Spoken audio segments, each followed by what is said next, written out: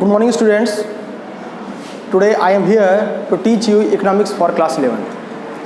Student, हम लोग जो है चैप्टर 3 पढ़ रहे हैं जिसमें जो है थियरी ऑफ डिमांड मैंने स्टार्ट कर दिया है और मैंने आपको डिमांड फंक्शन भी बता दिया है जिसमें इंडिविजुअल डिमांड क्या होता है, इंडिविजुअल डिमांड फंक्शन क्या होते हैं, उसके डिटर्मिनेंट्स क्या हैं, और मैंने जो है आपको मार्केट डिमांड फंक्शन और उसके डिटर्मिनेंट्स भी बता दिए हैं।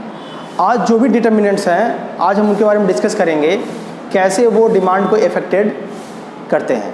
ठीक है, चलिए देखते हैं। तो फर्स्ट डिटर्मिनेंट है क्या? Price. Price of a good, जिसको हम लोग जो है PX से डिनोट करते हैं। Price of a good is denoted by word PX। Okay, let us see it.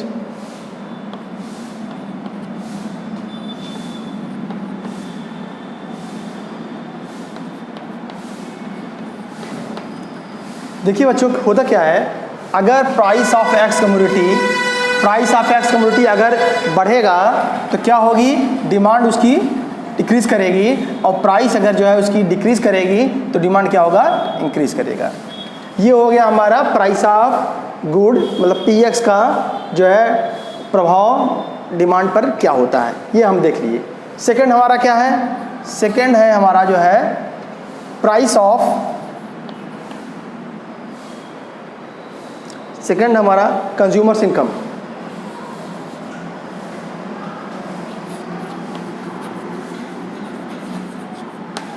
Consumers income, जिसको हम लोग जो है Y से डिनोट करते हैं। किससे डिनोट करते हैं? Y से। अब देखिए क्या होगा, कंज्यूमर्स इनकम अगर बढ़ेगा तो डिमांड पर क्या प्रभाव पड़ेगा, और घटेगा तो डिमांड पर क्या प्रभाव पड़ता है। जैसे हम लोग जानते हैं कि किसी भी व्यक्ति का अगर इनकम बढ़ता है तो उसकी परचेसिंग पावर भी इंक्रीज कर जाती है, तो क्या करेगा, सिंपली वो जो है डिमांड को इंक्रीज कर देगा। और जैसे ही किसी व्यक्ति की इनकम जो है डिक्रीज करती है तो डिमांड को भी क्या करेगा, डिक्रीज कर देगा। क्लियर है? मतलब income of a person is directly proportional to demand of a commodity. Means if the income of a person increases, then its demand is also increases, and if the income of a person decreases, then its demand also decreases. Now let us discuss third point. Third point is, first one is price of a good, second one is consumers income, third one is population. Population size कह सकते हैं इसे, population size या number of population, जिसको हम लोग N से denote करते हैं। जिसको हम लोग किससे डिनोट करते हैं? N से। स्टूडेंट्स, अगर जो है पॉपुलेशन क्या होगी, किसी भी एरिया की ज़्यादा रहेगी तो वहाँ पर क्या होगा, सिंपली जो है प्रोडक्ट की डिमांड ज़्यादा होगी। मतलब अगर नंबर ऑफ पॉपुलेशन या नंबर ऑफ पर्सन्स इंक्रीज करते हैं तो डिमांड भी क्या होगी, इंक्रीज करेगी, और नंबर ऑफ पॉपुलेशन डिक्रीज करेगी तो डिमांड भी क्या होगा, उसका डिक्रीज कर जाएगा। फोर्थ है क्या? Taste and preference. Taste and preference की अगर बात करें हम लोग बच्चों, तो टेस्ट एंड प्रीफरेंस को T से हम लोग डिनोट करते हैं, इधर DX रहता है।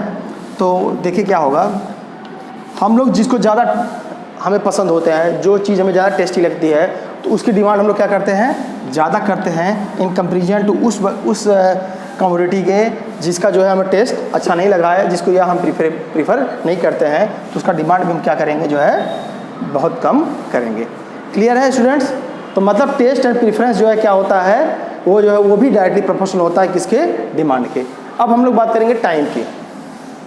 अब हम लोग किसकी बात करेंगे? टाइम की। टाइम का क्या जो है इफेक्ट पड़ता है जो है किसी भी कमोडिटी के डिमांड पर। हमारा फिफ्थ पॉइंट क्या है? टाइम।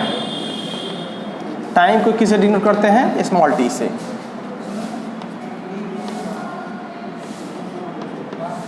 देखिए अगर टाइम किसी भी चीज़ का फेवरेबल है, जैसे मान लीजिए इस समय क्या चल रहा है, इस समय समर सीजन चल रहा है, तो समर में क्या होगा, AC और कूलर की ज़्यादा डिमांड है। तो जब टाइम फेवरेबल होगा तो क्या होगा, उसकी डिमांड भी अच्छी होगी इन कंपेरिजन टू अगर टाइम नहीं है। विंटर में हम लोग जो है कितना देखते हैं कि 50% ऑफ है, 60% ऑफ है, फ्रिज पर, एसी पर, कूलर पर, फिर भी हम लोग उसकी डिमांड नहीं करते हैं। क्यों? क्योंकि टाइम क्या हो उसका फेवरेबल नहीं है। अगर फेवरेबल टाइम रहेगा तो उसकी डिमांड ज़्यादा होगी in comparison to unfavourable condition.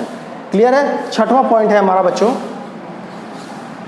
छठवां पॉइंट है हमारा प्राइस ऑफ रिलेटेड गुड्स। छठवां पॉइंट है प्राइस ऑफ रिलेटेड गुड्स। देखिए, अगर रिलेशन के रिस्पेक्ट में गुड्स की बात करें तो वो गुड्स होते हैं हमारे टू टाइप्स के। एक होता है हमारा क्या, सब्स्टिट्यूट गुड्स,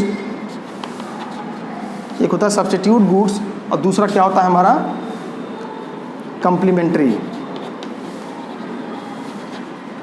एक होता है हमारा कम्प्लीमेंट्री गुड्स। एक होता है क्या हमारा सब्स्टिट्यूट गुड्स, दूसरा होता है हमारा कम्प्लीमेंट्री गुड्स। सब्स्टिट्यूट मीन्स एक के बजाय दूसरा। यहाँ पर क्या होता है, हम क्या करते हैं, एक गुड्स का सब्स्टिट्यूट खोज लेते हैं। कि जैसे मान लीजिए कि अगर घर पे कोई आया है तो आप उससे क्या करते हैं कि चाय पियेंगे कि कॉफ़ी, मतलब हमने क्या किया, चाय का जो है सब्स्टिट्यूट दे दिया उनको कॉफ़ी।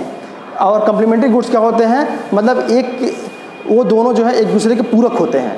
अगर एक नहीं रहेगा दूसरा नहीं होगा। जैसे अगर मोबाइल की बात करें तो मोबाइल में बैटरी इनबिल्ट होता है, मगर अगर मोबाइल है आपके पास, अगर उसकी बैटरी नहीं है तो क्या होगा, जो है मोबाइल आपका अधूरा है। मतलब बिना मोबाइल और बिना बैटरी के दोनों जो है अपने काम को नहीं कर सकते। तो इसलिए क्या होगा, दोनों कम्प्लीमेंट्री हैं। चलिए सब्स्टिट्यूट गुड्स की बात करते हैं। मान लीजिए प्राइस ऑफ टी और क्या, demand for T, price of coffee और डिमांड फॉर कॉफ़ी। अगर बच्चों हम लोग जो है किसका, टी का प्राइस बढ़ाते हैं तो क्या होगा, टी का जो है डिमांड घट जाएगा। मगर बच्चों बिना कॉफ़ी के प्राइस बढ़ाए हम क्या देखेंगे, कॉफ़ी की डिमांड बढ़ जाएगी। क्यों? क्योंकि क्या है, टी का जो है सब्स्टिट्यूट क्या है, कॉफ़ी।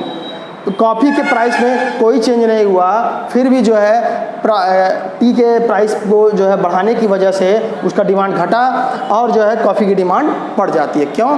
क्योंकि जो है इसका सीधा प्रभाव जो है डिमांड ऑफ सब्स्टिट्यूट गुड्स पे जाता है। इसी तरह कम्प्लीमेंट्री गुड्स की बात करें तो जिसमें हम लोग पेन और रिफ़िल लेते हैं, पेन और REFFIL रिफ़िल, हम लोग पेन और रिफ़िल के जो है बात करते हैं तो price of pen, price of refill, demand for pen और डिमांड फॉर रिफ़िल। देखिए क्या होगा, अगर पेन की प्राइस जो है क्या होगी, बढ़ेगी तो क्या होगा, पेन का डिमांड घटेगा और उसके साथ साथ क्या होगी, रिफ़िल की भी डिमांड घट जाएगी, जो कि रिफ़िल की प्राइस में कोई चेंज नहीं आया। ऐसा क्या हुआ, क्योंकि ये कम्प्लीमेंट्री है। कम्प्लीमेंट्री में क्या होगा, जो प्रभाव पेन पे आएगा उसका विपरीत प्रभाव जो है उसके जो है डिमांड पर आएगा, और वही प्रभाव जो है उसकी कम्प्लीमेंट्री गुड्स पे भी आएगा। क्लियर है स्टूडेंट्स? तो ये हो गया हमारा क्या जो है कम्प्लीमेंट्री गुड्स पे होने वाला प्रभाव। अब हम लोग बात करेंगे किसकी जो है, अब हम लोग बात करेंगे जो है नेक्स्ट टॉपिक की, जो है हमारा क्या, जो है हमारा law of demand. Law of demand की अब हम लोग बात करते हैं। ठीक है बच्चों, उसको मिटा देता हूं मैं। अब हम लोग बात करते हैं लॉ ऑफ डिमांड की।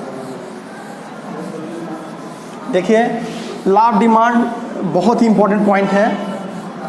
इस साल के जो है सिलेबस बेसिस पे देखें, और ये जो है बोर्ड बेसिस पे, बोर्ड में तो फिलहाल आपकी ये नहीं आएगा, मगर अगर इसकी बात करें हम लोग एक कंपटीशन बेसिस की, तो ये जो है लॉ ऑफ डिमांड बहुत इंपॉर्टेंट है। देखिए बच्चों, लॉ ऑफ डिमांड क्या कहता है स्टूडेंट्स?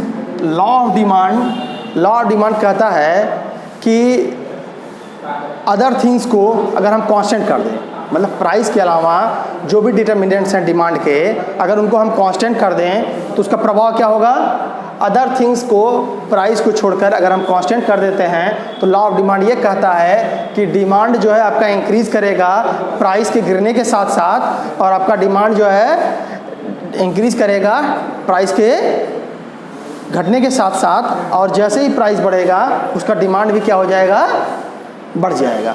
मतलब इसमें होता है क्या, प्राइस ऑफ एक्स कम्युनिटी अगर बढ़ा तो उसकी डिमांड क्या हो जाएगी, घट जाएगी।